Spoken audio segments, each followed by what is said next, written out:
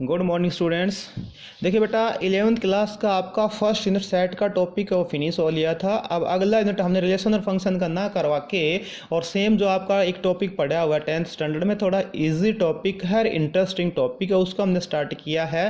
क्योंकि हो सकता है बहुत सारे बच्चों ने अभी बुक भी नहीं ली होगी, तो उस टॉपिक को रिलेशन फंक्शन को बीच में ड्रॉप करके, बीच में नहीं, आप फर्स्ट यूनिट कंप्लीट हो लिया, सेकेंड यूनिट ना करके और हम लास्ट यूनिट कर रहे हैं जो इस एलिमेंट की बुक में लास्ट यूनिट दे रखी है 16th यूनिट है, और जिसका नाम है प्रोबेबिलिटी।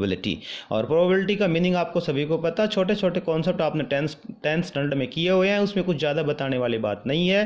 तो उसके छोटे छोटे कॉन्सेप्ट हैं वो आपने कर रखे हैं, मैं मान के चल रहा हूँ वो आपने कर रखे हैं और आप सभी को पता है इस बात का, और वो 10th में हमारा करवाया हुआ है टॉपिक है, ठीक है। उसी से रिलेटेड हम इसमें कुछ क्वेश्चंस करेंगे और ये आपकी एक्सरसाइज स्टार्ट करें उससे पहले छोटे छोटे 2-3 बातें वो हम आपको बता देते हैं, बाकी एक्सरसाइज के साथ साथ हम कॉन्सेप्ट बताते चलेंगे। पूरे टॉपिक एक साथ कॉन्सेप्ट ने करके एक्सरसाइज टू एक्सरसाइज कॉन्सेप्ट बता रहे हैं और फिर हम एक्सरसाइज करते हुए चलेंगे। छोटा टॉपिक है, बहुत इंटरेस्टिंग टॉपिक आपका किया हुआ भी है, तो आप थोड़ा सा ध्यान से करेंगे तो बिल्कुल समझ में आपके आएगा। तो आइए हम टॉपिक करें उससे पहले हम स्टार्ट करते हैं। जैसे इसमें 2-3 बातें होती हैं। एक तो होता है श्योर इवेंट। तो श्योर इवेंट का प्रोबेबिलिटी सभी को पता है, ऑलवेज क्या होता है 1 होता है।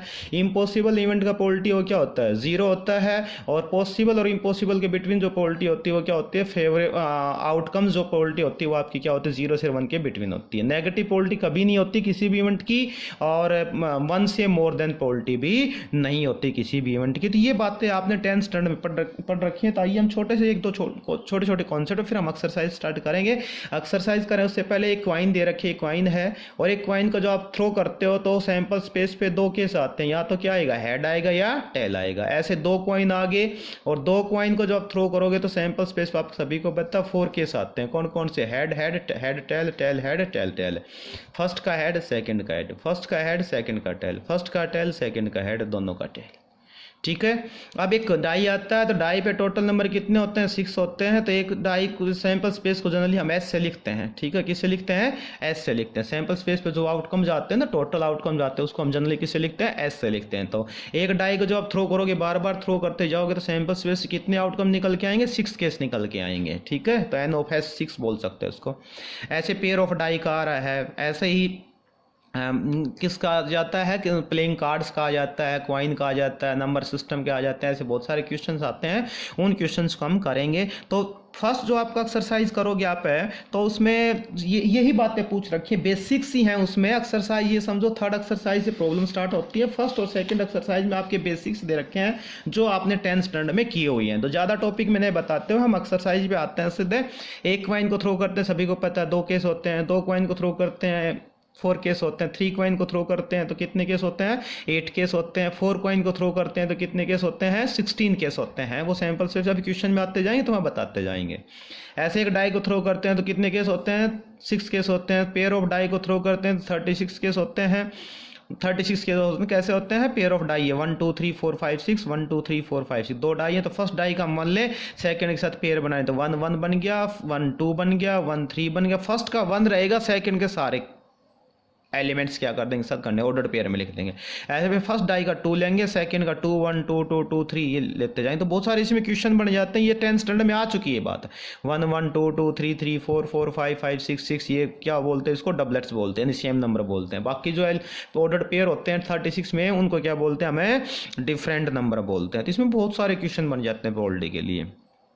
और जब 3 डाई हो उनको एक साथ थ्रो करेंगे तो 216 केस आएंगे, और 4 डाई को करेंगे तो 1296 1296 केस आएंगे। ऐसे ही प्लेइंग कार्ड्स में होता है, ऐसे ही नंबर सिस्टम में होता है। तो बहुत सारे ऐसे बैग रखा होता है, उसमें बॉल्स निकालनी होती है। इस टाइप के टोटल 5 टाइप के क्वेश्चन बनते हैं। क्वाइन का बनता है, एक नंबर ऑफ डाई का बनता है, किसका बनता है? प्लेइंग कार्ड का बनता है, एक नंबर सिस्टम का बनता है, और एक किसका बन जाता है? बॉल का बन जाता है। इन 5 क्वेश्चन को हम इस 11th क्लास में हम पढ़ेंगे और आपने पढ़ भी रखा है। तो आइए हम एक्सरसाइज 16.1 का क्वेश्चन नंबर फर्स्ट स्टार्ट करते हैं। बिल्कुल आपका किया हुआ क्वेश्चन है, और वो क्या दे रखा है? फर्स्ट क्वेश्चन दे रखा है, कह रहा है list the sample space for the following random experiment.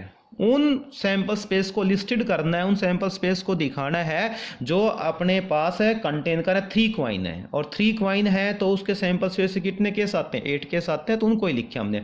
First coin का हेड लिया, सेकंड का हेड लिया, थर्ड का हेड लिया, तो एच एच एच हो गया। फिर फर्स्ट का हमने हेड रखा, सेकंड का हमने हेड रखा, थर्ड का हमने क्या ले लिया, टेल ले लिया। फर्स्ट का हमने हेड रखा, सेकंड का हमने टेल कर लिया, थर्ड का हमने टेल कर लिया। फर्स्ट का हमने हेड रखा, सेकंड का हमने हेड रखा और सेकंड का हमने टेल रखा और थर्ड का हमने क्या ले लिया, हेड ले लिया। तो ऐसे हमने किए तो सैंपल स्पेस भी 8 केस आ गए। तो इनको हमने लिख दिया, तो let S be the sample space of total outcomes, ये टोटल आउटकम लिख दिए। तो बिल्कुल छोटा सा क्वेश्चन था, बिल्कुल कॉन्सेप्ट टाइप का क्वेश्चन है, बस इसको पढ़ना है, इस चीज़ को हमें समझना है, ठीक है। उसके बाद क्वेश्चन स्टार्ट में बता रहा, थर्ड एक्सरसाइज से होंगे। ऐसे सेकंड पार्ट दे रखे हैं इसका, 2 डाइस आर थ्रोन साइमल्टेनियसली, तो 2 डाई जब थ्रो होंगे साइमल्टेनियसली तो सैंपल स्पेस पे कितने केस निकल के आएंगे, हमने पहले बता दिया आपको।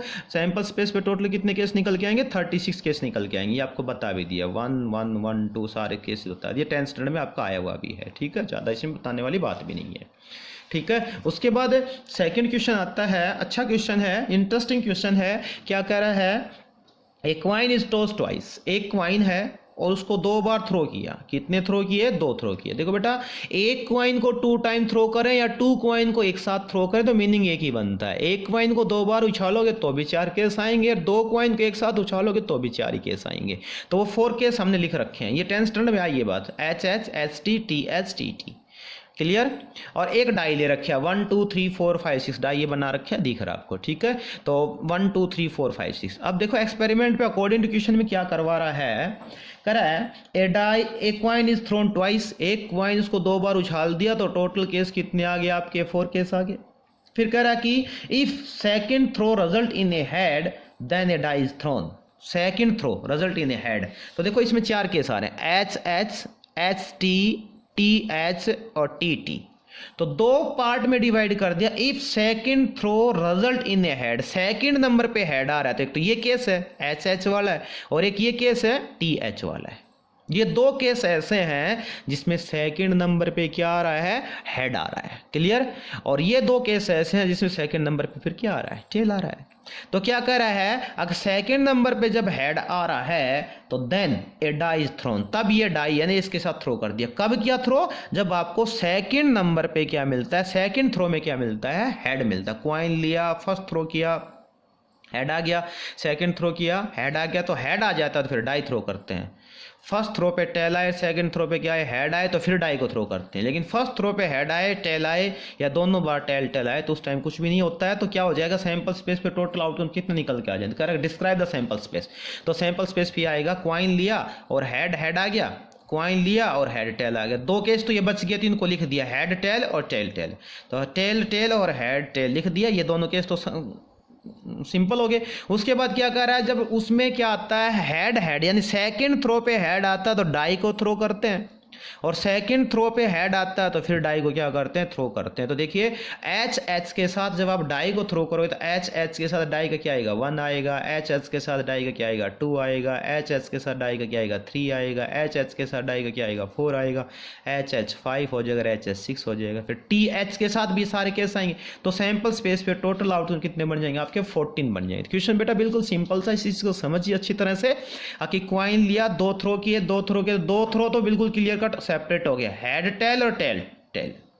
अब क्या करे, हेड हेड आता है, टेल हेड आता है, तो सेकंड थ्रो पे क्या आ गया, हेड आ गया। तो सेकंड थ्रो पे हेड आया तो उस टाइम डाई को थ्रो कर दिया, उसके साथ डाई ले लिया। वो देखता है कि फर्स्ट थ्रो पे भी क्या है, हेड, सेकंड थ्रो पे भी क्या है, हेड, तो डाई थ्रो करता है उसके साथ। तो हेड हेड के साथ डाई के सभी नंबर आएंगे, वो हमने लिख रखे हैं, ये लिख रखे हैं। फिर टेल हेड आता तो उसके साथ डाई के सभी नंबर आएंगे, तो टोटल ये, तो सैंपल स्पेस पे टोटल आउटकम जी आ जाएंगे, ठीक है। इस प्रकार के एक्सरसाइज फर्स्ट में क्वेश्चन दे रखे हैं बहुत सारे, वो आपको ट्राई करने हैं। ऐसे थर्ड क्वेश्चन पे आइए, करे क्वाइन इज टोस्ट, एक क्वाइन है, आप उसको टॉस करते हो, तो क्वाइन को टॉस करो तो क्या आएगा, या तो हेड आएगा या टेल आएगा। If the result is a head, जब रिजल्ट आपका क्या आता है, हेड आता है,